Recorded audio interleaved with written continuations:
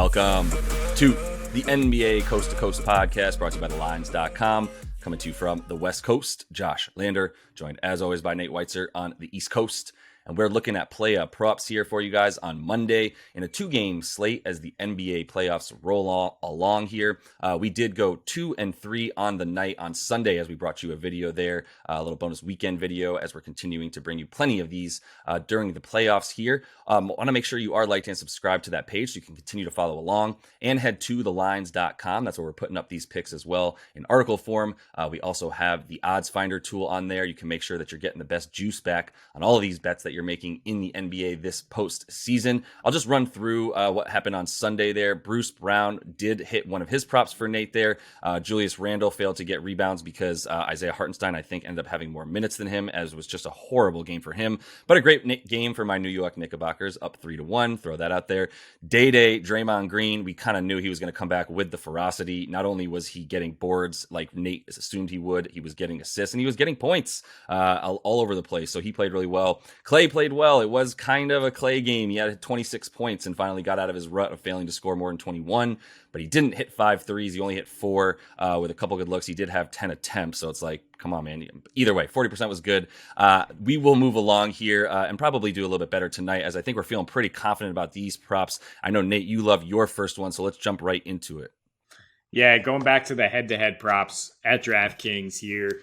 LeBron and Ja head-to-head, and you can get Ja actually plus 0.5, which is just even, Ja to outscore LeBron, minus 120 odds. I'll start with that one first here, but I'll also mention I like them combined to get 15 assists, which is also in the head-to-head category, and that's plus 110.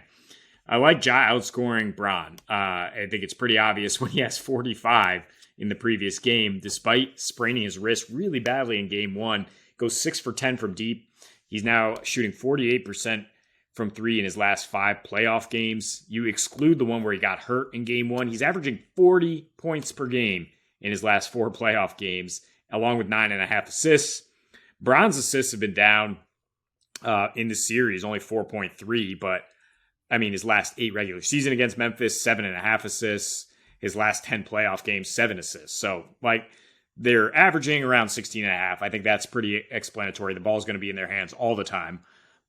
Why do I like Ja to outscore LeBron so much? I mean, aside from his personal stats, LeBron hasn't scored 30 in the playoffs since Game 5 of the 2020 Finals. That is 10 games. That includes a few games with Anthony Davis out. LeBron, after AD goes for 34 twice against Phoenix, he gets hurt. LeBron's still only 26% usage rate, about 23 points per game in the other 2 games in that series. He was diming up, though. But, I mean, his usage rate is just not as high. He's clearly not that healthy in terms of his foot right now, so he's happy to let AD have a 34% usage rate in Game 3 and bring them home with 31 points. We saw him let Austin Reeves bring them home in Game 1. The Lakers have a lot of weapons right now, and LeBron's not going to force anything. Even the game after Dillon Brooks does all that bullshit. I mean, now he does have the motivation of Dillon Brooks punching him in the nuts, but I mean, he's going to impact the game with rebounding and assists as much as scoring. I don't think he's going to force it, whereas Ja has almost no help scoring the basketball. If AD's going to do a great job on Triple J, if Desmond Bane is going to be, a nice 1B option, but Ja is seeing a 35% usage rate in these last 5 playoff games. Also, his last 7 regular season against the Lakers, he loves to try to ramp it up. 35% usage rate, 30 points per game. So, I mean, I would project Ja for around 30. And I like I said, LeBron has not hit that mark in a while here. That's a crazy stat because everybody and their uncle was on LeBron James to score 30 points. Too many people, honestly. It was a little fishy. I definitely was in the Discord saying, like, I don't know about LeBron to score 30. I was really on his rebounds, which he was 1 away from. Had 5 in the first quarter, but we moved past that. The assists seem nice here. I like the fact that you bring up, there's some pretty low odds. It's like minus 130 for Bron to get the 6 assists, Ja minus 145 to get the 8 assists, getting you to 14, but it's so likely that, one of them just gets gets one more than that based on, how expected it is, that it seems like it's pretty good odds to get up to plus 110 there with a unit on each. And Ja to outscore LeBron, with the not scoring 30 since the bubble is pretty wild. But it makes sense as well for LeBron right now, where it's not that he like necessarily looks too bad or old or anything to that extent. I'm not going to go that far, but he's pushing the pace, and I think he's not necessarily getting the amount of shots up once they get across half court, as they're a little bit more focused on AD and even Austin Reeves, and even Rui, who is a huge beneficiary of that of LeBron and has been since he got there. So let me actually just move on to Rui and make him my first pick here, talking about what he's going to do in this game. Over 13.5 points, and I'm actually going to just parlay that with one made three at plus 120 on DraftKings for a unit. So 14 points there. I mean, the 14 points alone is about minus 125 if you want to take that as well and just feel a little bit safer than having to make a three. But I feel confident in him making a three. He's made at least one in all three of these games. And like, we kind of have to pick him at some point, or at least discuss Rui Hachimura averaging 21.7 points per game as the third leading scorer on the Lakers since this series started. And I know that he had 29 in that first game and was like sizzling hot, and you don't want necessarily to bank on that happening too often. But the 22 points a game, even, after he's come down a bit from the 29 that he scored in the first game, like he's still got this 14 points in all three of these games. The 5.3 boards too, that's in 28 minutes per game. He has a 22% usage rate in the series, up from 17 during the regular season. I do think they know that he's hot right now, and he's getting the ball as he's making 3 of 4 threes per game since, like I said, in this playoff. So basically the one thing I was looking at with Rui since he joined the Lakers is, like, if he gets 25 minutes, he gets 14 points. He's played 25 total games now with the Lakers. He's played over 25 minutes 10 times and scored 14 points in 8 of those 10 times that he got 25 minutes. So obviously all three, that's including the playoffs as well. He's now 5th in minutes on the team, and like I said, the 3rd leading scorer. So in general, like, he's been pretty hot coming in. He has 15 a game in 25 minutes over the last 10 regular season games before the playoffs even started. So I think, they kind of saw what was coming with Rui beforehand, and he's become a pretty nice focal point of the offense in a way that, like I said, if he's going to be getting close to 30 minutes a game, then I think you can book him for 14 points. Yeah, this is where Memphis is really missing their depth, is like a secondary, a bench player to deal with guys that the Lakers actually have superior depth here. Guys like Rui and Malik Beasley and Schroeder coming at you in the second unit. And like, who do the Grizz have? They have guys that were in the G League most of the year, and they have great organizational depth, but they're still not, able to stop a guy like Rui, who's really had a nice series there going against the backups. So yeah, Brandon Clark would be super useful right now trying to guard Rui Hachimura. So I was thinking of slow-mo. Yeah, or even slow-mo, right? Yeah. How crazy is it that we're right now we're saying the Lakers have so much more depth than the Memphis Grizzlies? Like, what if I told you that was going to be the case a year ago? You'd be like, you're absolutely insane. I mean, that's what Memphis, they refused to do anything at the trade deadline ever, and it bit them this year because of those 2 unfortunate injuries in the front court. But yeah, moving on to Miami, playoff Jimmy, take the over 28.5 points. That's even money, and I would put half a unit as well on 3 stocks for plus 140. I think he's capable of putting that up for sure. Also should mention that DraftKings has this playoff Jimmy special for 25 points, 5 assists, 2 steals, and at 1-3 plus 350. I have no problem with that either. Probably a quarter of a uni because that is a lot of criteria. But look, here's what he's averaging in the series: 30 points per game, 6 assists, and he has 7 total steals. And he's only playing 33 minutes a game. I mean, he's only played 28 minutes in the last 2 because they were non-competitive. Still got you 27.5 points, still hit 6 threes. And the Bucks, as I mentioned in the game video, are not guarding the 3-point line very well. That's what they're giving you. I mean, Miami hasn't really been bowling to the paint since game 1, and they're happy to shoot threes and move the ball around. So that means more assists for Jimmy. It means he's willing to take threes because he is a smart player, will take what you give him. And we all know about his history in the playoffs. Now, last 5, you include 2 last year, he's nearly 35 points per game on a 32% usage rate, 2.5 steals, and he shot at least 55% for the field in each game. Even in the regular season against Milwaukee when Giannis is out there, he's averaging a point per minute his last two, 27.5 points, 27.5 minutes. And now in those last 5 playoff games where he's playing 39 minutes, you got to expect him to get around 30. Miami without Tyler Hero needs his offense even more.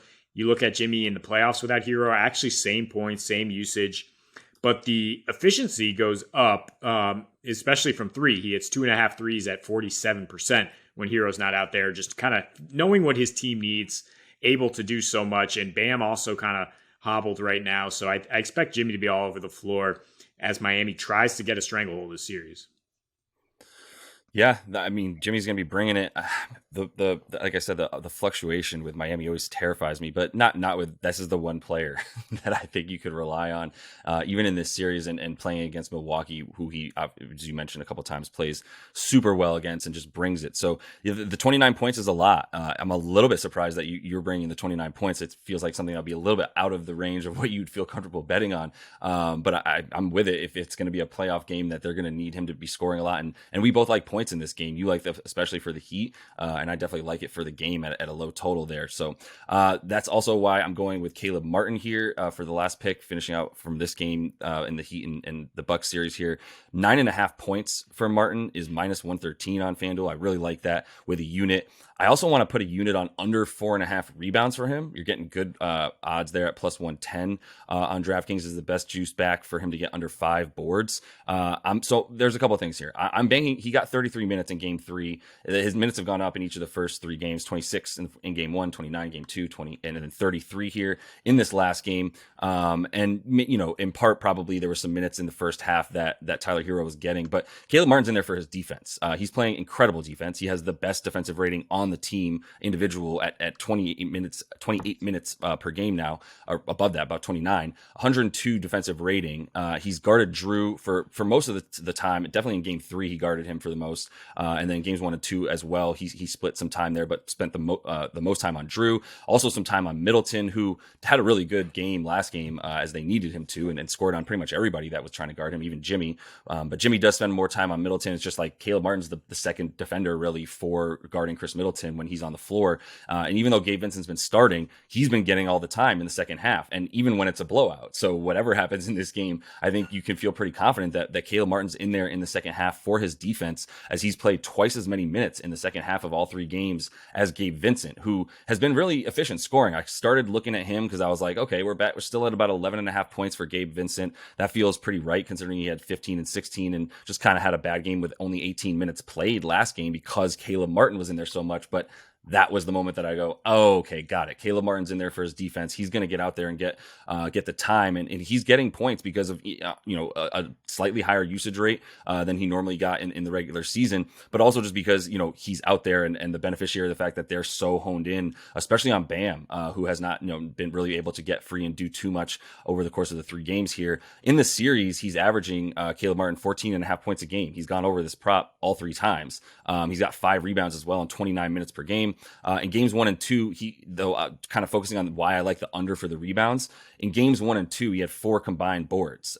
In game 3, he had 11 rebounds. There's no Giannis in game 3. I just can't see Caleb Martin being allowed to get 5 rebounds in a game that Giannis is playing in, with all those massive trees that are playing out there for Milwaukee at that point. And if you look at what happens when Giannis plays this season, they give up 43 rebounds to their opponent. When he doesn't play, they give up 48. You combine that with the fact that they shot 44% from the field as a team, did Milwaukee, which would be good for like 28th in the league this year. That you can't expect that to happen consistently like that. I think both these teams just show this inconsistent nature that they have this year, to where, especially with the fluctuating 3-pointers, which you talked about a bunch as well in the best bets video, where we're kind of looking at how many threes these teams are shooting and going like, well, they miss some games and they make them the next game, and it feels like Milwaukee won't have 2 bad games like that in a row. So I think Caleb Martin's a good bet to get the points there, but I feel good about the juice that you get for under 5 boards, which I think is bloated after he just had 11, and people just saw him flying around the rim getting offensive rebounds that I don't think are going to be available with Giannis out there. Yeah, I think the points is a sharp bet here. It might actually be sharper than my Jimmy pick, which is a little fishy to just say like this guy's going to continue to get 30 every single game. I might revise that and say the stocks is maybe a better option for Jimmy, but rebounds too. I mean, I don't like this at all. You trying to take under on Caleb Martin's rebounds. Don't get cute, guys. Yes, he had 11 boards. That's the way the ball bounced. Like Milwaukee is going to shoot a ton of threes. The pace is really fast. He's going to be out there playing a lot of minutes because there's no Tyler Hero. He's a good defender. That means he will rebound. Like rebounds can come and go. I mean, and betting under on 4, that would be a scary thing. I would put very small amount on that, but I like 10 points for sure. I'm putting a unit on both. I think the rebounds are something that he doesn't get 5 rebounds very often. So I think we're just all remembering, like I said, what he did. Maybe a 6er on it. We'll see what happens on the rebounds, but we are in a high agreement on the points. I don't want any part of that. Rebounds bounce random ways. Fine, we won't bet a 6er on it, but we will maybe up my 9.5 points bet for him to 1.5 units there, as I also feel really confident. And now you've validated me, and I'm feeling even better about it. So that is all the time we have for you in the Playa Props video for today. Make sure to like and subscribe to that page. Also, check out our best bets video. We're looking to stay super hot with you guys these playoffs. So until we see you next, happy betting.